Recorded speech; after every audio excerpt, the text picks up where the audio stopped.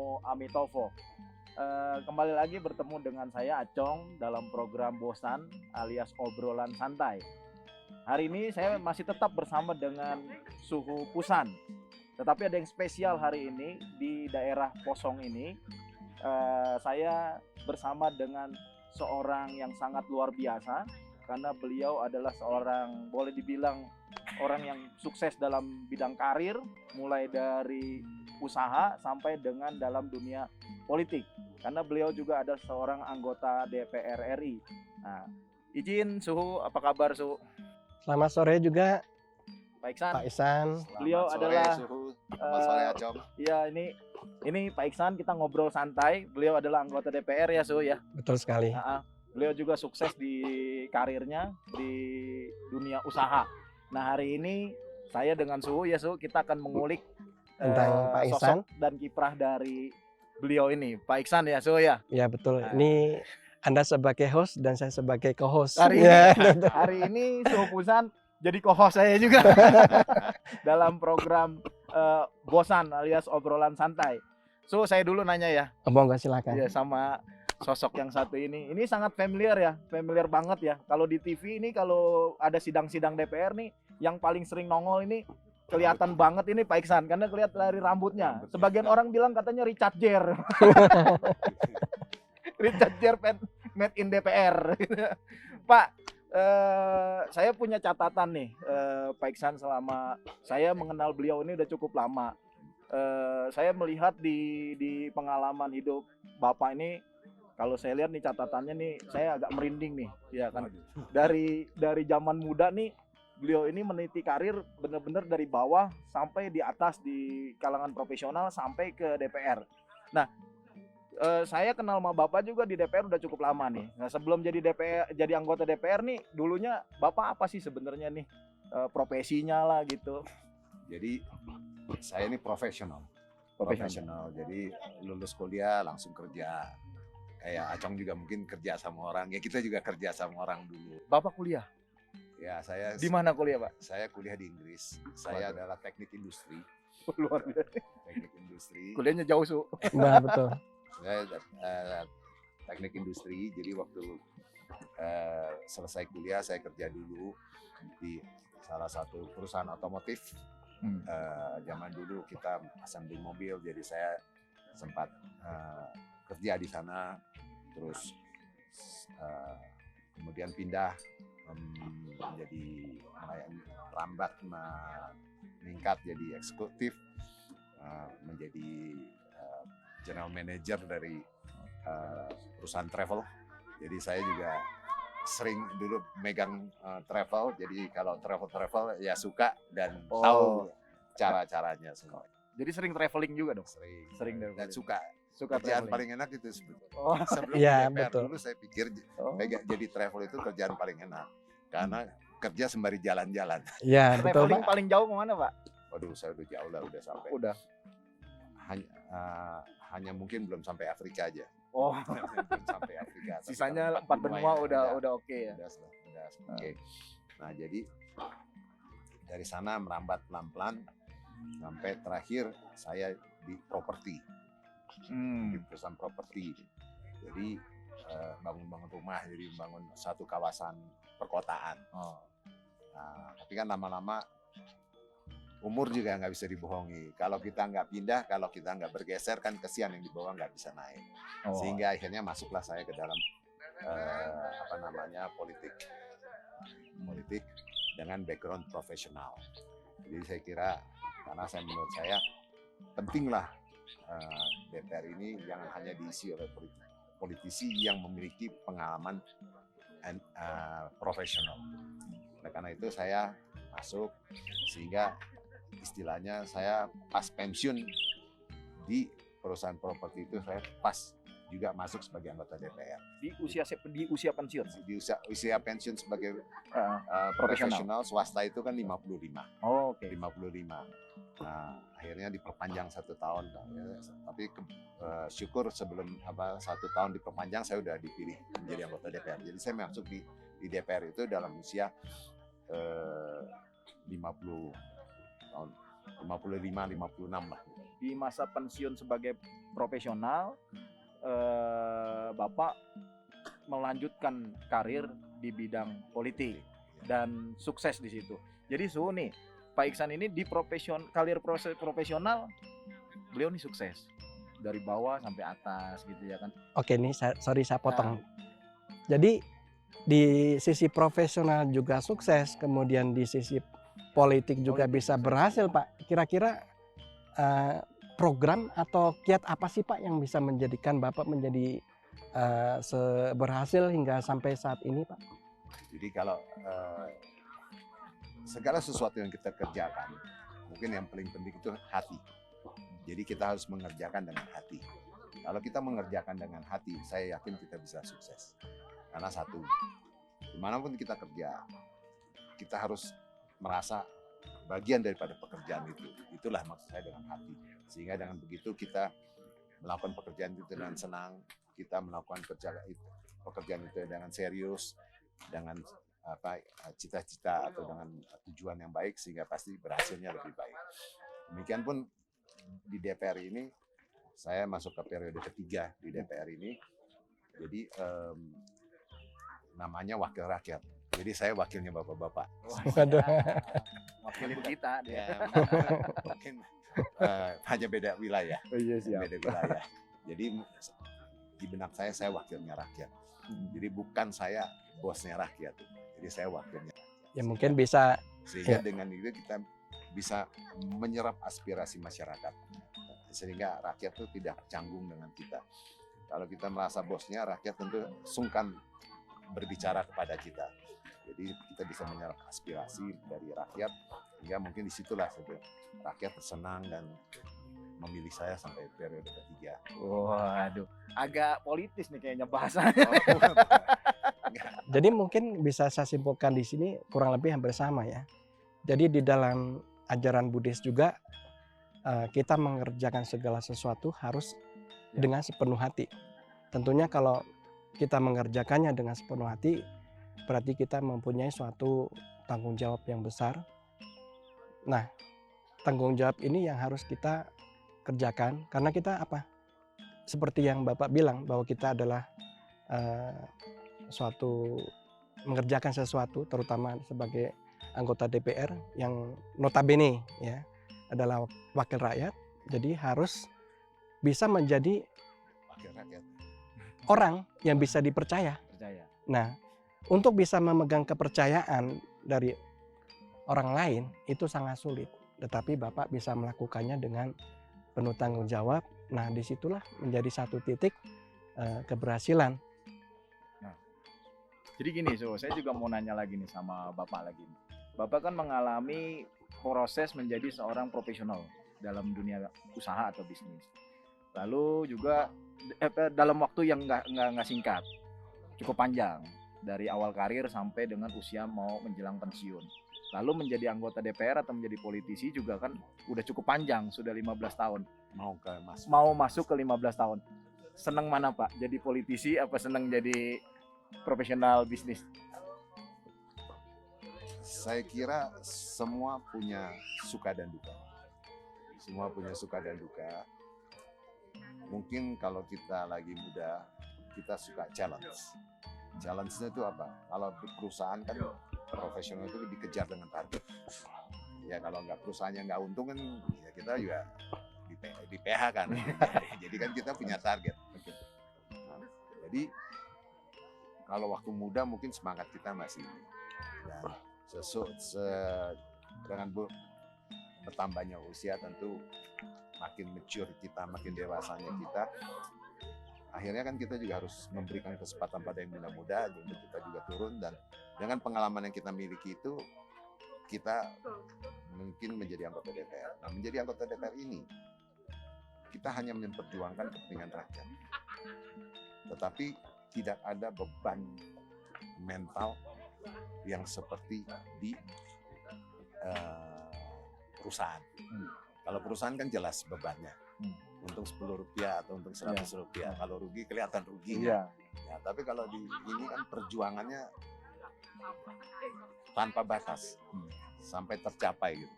Nah, jadi kita harus bisa menerima kalau hari ini kita kalah, kita mundur.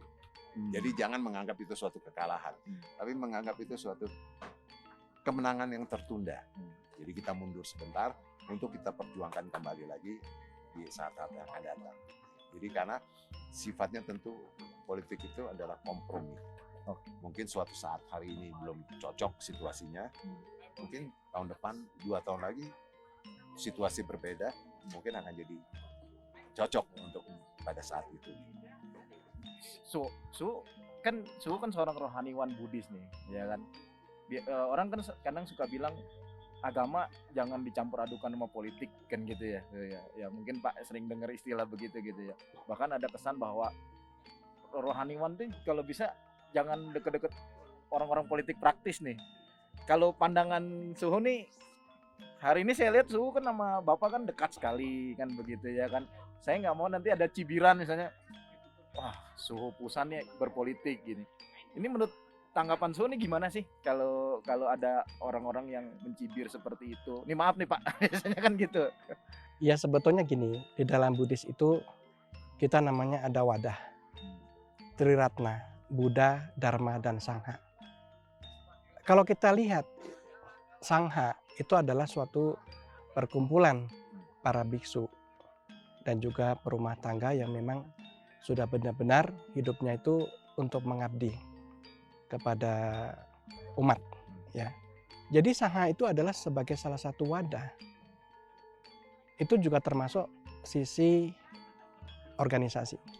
Nah, organisasi tetapi yang tidak memiliki tujuan politik praktis.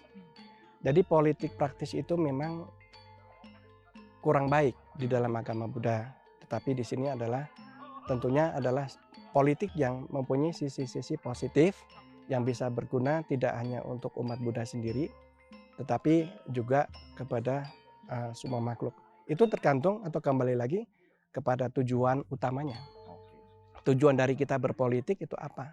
Nah, kalau seperti yang Bapak sampaikan tadi bahwa Bapak itu masuk menjadi anggota DPR dengan tujuannya adalah benar-benar tulus untuk menjadi wakil rakyat, menampung semua aspirasi dari rakyat dan kembali lagi kepada rakyat. Kembali lagi kepada rakyat. Jadi bukan untuk kepentingan pribadi tetapi adalah kepentingannya untuk mengabdi, untuk kebaikan semua rakyat Indonesia tentunya. Ini adalah sisi yang sangat bagus yang harus selalu saya rasa harus dijalankan. Jadi intinya gini, apapun profesi kita, ya, selama itu positif, selama itu bermanfaat bagi orang banyak dan tanpa embel-embel untuk kepentingan pribadi, ya kita harus lanjutkan dan harus kita teruskan. Seperti hari ini kita bisa berkolaborasi dengan Bapak demi untuk tujuan sosial, tujuan untuk kemanusiaan, ya kita harus terus lanjutkan bersama-sama. Pak, profesionalnya masih nggak sih kalau jadi anggota DPR itu? Kan Bapak pasti ada beberapa usaha-usaha profesional yang jadi masih ada. Kita tentu sebagai anggota DPR tidak boleh aktif. Karena tidak boleh aktif dalam arti kata jangan sampai terjadi konflik of interest. Ya kan? Jangan dong kita jadi anggota DPR nanti kita bekerja di membela suatu perusahaan. Oke. Jadi nanti membuat undang-undang yang sebetulnya undang-undang itu harus untuk negara dan kemaslahatan masyarakat rakyat akan berat kepada perusahaan kan gitu. Jadi saya terus terang aktif hanya sebagai advisor pada kawan-kawan saja. Secara politik oke lah ya, maksudnya secara undang-undang boleh ya. Ya, kalau sebatas hanya sebagai advisor. Ya, karena kita kan nggak terlibat di dalam keputusan. Oh, oke. Ya, karena kita ada keterlibatannya di sini yang mengatur undang-undang ini, sehingga kita keterlibatan kita di sana tidak ada. Hanya advice. Ya. Advice saja dalam bidang profesionalnya hanya sebagai advisor saja. Tapi secara profesional utamanya sekarang Bapak sebagai politisi di DPR, begitu ya. Jadi sebenarnya Bapak ini juga kan sekarang profesional di politiknya di DPR-nya gitu. Ada rencana pensiun, Pak? Kan DPR itu kalau nggak salah nggak ada batasan usia ya Pak? Nggak ada ya batasan kalau usia. iya. Tapi kan kadang-kadang kita lihat perkembangan situasi dan kesehatan. Siap. Karena kampanye ini nggak mudah, keliling-keliling dari satu pertemuan ke pertemuan dan ke pertemuan yang lain. Nah ini kan membutuh stamina yang baik. Saya juga nggak mau, jangan sampai seperti saya bilang tadi, ngoyo juga akhirnya makan fisik kita juga nggak ada gunanya. Nah di usia-usia, kalau saya selalu bilang ini kalau kita di usia-usia begini, kayak mobil tuh bensinnya udah mulai masuk di tangki kuning, udah kuning, lampunya udah kuning.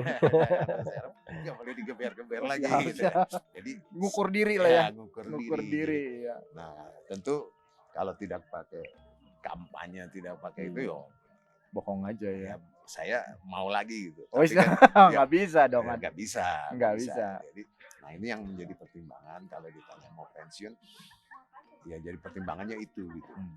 Jadi kalau tanya suka, seperti saya bilang tadi di awal, paling enak kerjaan ini nggak tanggung jawabnya tidak eksak gitu. Iya.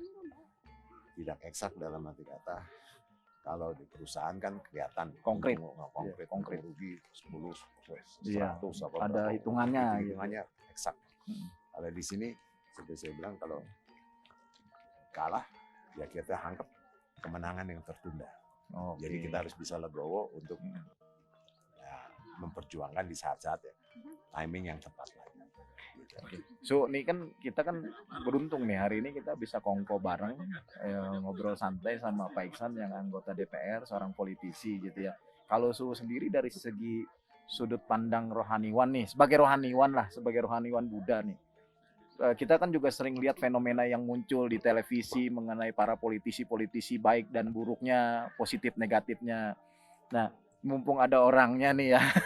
Mungkin Su ada semacam harapan atau mungkin semacam apa sih yang mau ingin Su sampaikan dari fenomena yang sering terjadi yang sering kita lihat terkait dengan politisi kita di Indonesia ini gitu Su. Oke, mungkin secara umum akan saya sampaikan bahwasanya kita istilahnya tentunya lebih spesifik lagi kepada para wakil rakyat ya.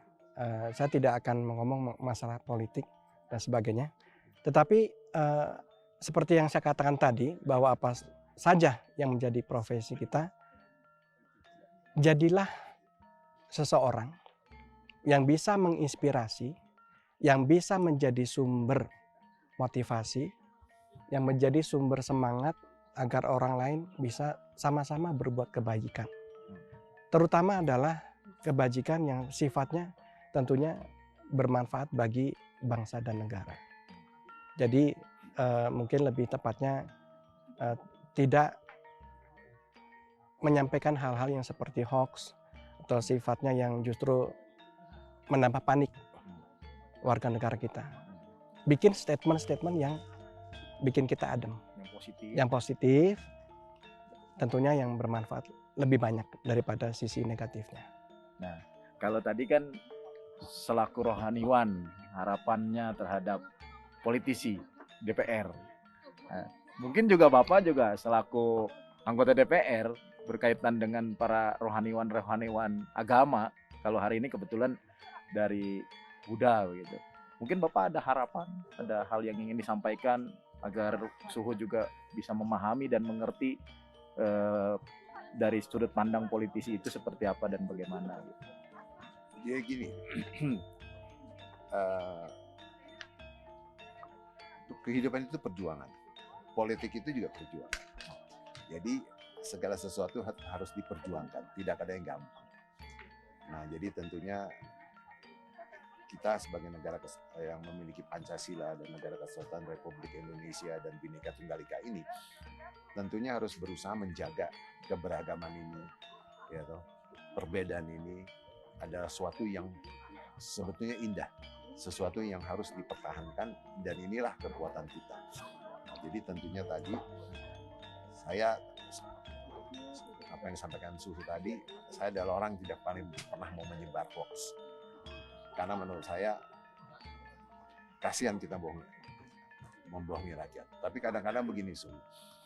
Sebetulnya ada orang itu karena akibat daripada medsos ini mau seolah-olah yang paling pertama di depan, seolah ingin paling ya, tahu gitu, tanpa menyaring. Jadi kalau saya bisa berpesan, lebih baik nerima tapi pelajari dulu lah, diserap dulu apakah ini benar, apakah ini masuk akal, apakah ini layak atau tidak. Jadi jangan sampai begitu baca langsung di forward, langsung baca forward.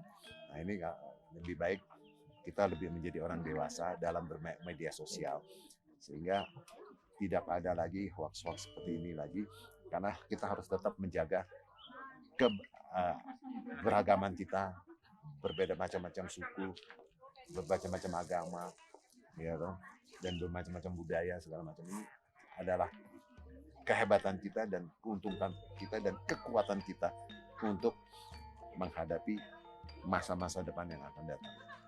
Saring sebelum sharing. Itu Ya kata mungkin kuncinya. betul, mungkin bisa saya tambahkan juga di komentar dari Pak Ihsan tadi, bahwasanya medsos ini adalah suatu media juga di dalam kita menanam kebaikan-kebaikan. Jadi medsos kita pergunakan untuk hal-hal yang positif. Jangan dipergunakan untuk hal-hal yang negatif. Jangan menciptakan karma buruk baru melalui media sosial. Jadi media sosial zaman sekarang itu sangat cepat penyebarannya.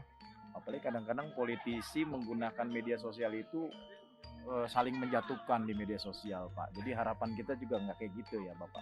Saya kira bukan hanya politisi ya. Oh iya, siapa? Ya.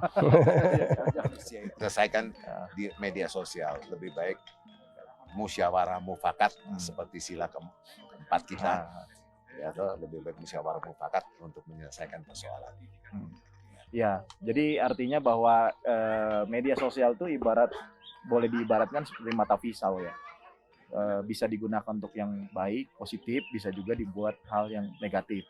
Tinggal tergantung bagaimana cara kita secara bijak menggunakan media sosial itu. Kayaknya sepakat ya, So ya. Ya, Kalau saya lebih condong media sosial itu sebagai jarum. Oh, Jadi wah. untuk merekatkan. Wah, iya betul. merajut. Merajut. Iya, iya. Bukan untuk memotong. Siap. Gitu ya. Pemirsa, hari ini kita banyak sekali obrolan-obrolan yang sebetulnya mengandung makna filosofis yang sangat luar biasa di antara dua tokoh ini. Yang satu tokoh politik yang sudah sukses di bidangnya, yang satu adalah seorang rohaniwan yang juga sudah sukses dalam bidangnya. Karena Su Pusan juga menjadi biksu juga udah bukan 1 tahun 2 tahun ya, Su ya, udah 24 tahun Su Pusan menjadi biksu. Nah pemirsa, obrolan kita sebetulnya sangat menarik, cuma mungkin durasi ya, Su ya, Betul. Pak ya. Kita harus akhiri dulu obrolan santai kita.